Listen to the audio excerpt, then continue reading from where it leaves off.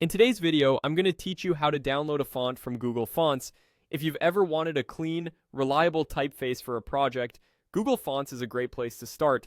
It's free, open source, and easy to use. So let's walk through the process from the moment you land on the site to the moment the files are on your computer. First, open your browser and head to Google Fonts. You'll land on the Browse Fonts page, where you can explore hundreds of families.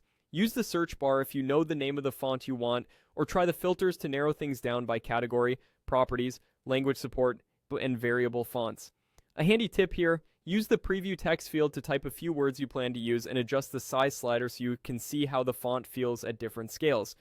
Once you spot a font you like, click it to open its dedicated page, sometimes called the specimen page.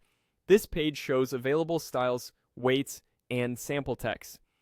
Take a moment to scroll and make sure the family includes the weights you need, like regular, medium, or bold, and check if there's a variable option if you prefer that flexibility.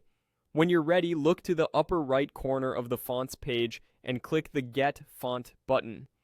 This adds the family to your selection and may open a selection drawer or take you to a selection page.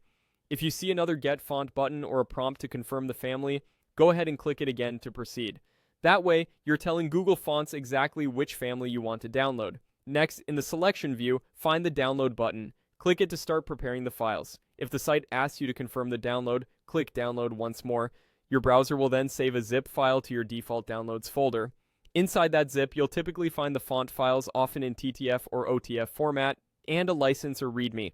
Because these fonts are open source, they're generally safe to use in personal and commercial projects, but it's still a good habit to glance at the included license for any specifics.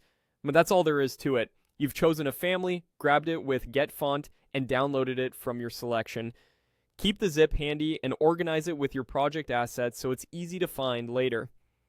Thanks for watching, and happy font hunting.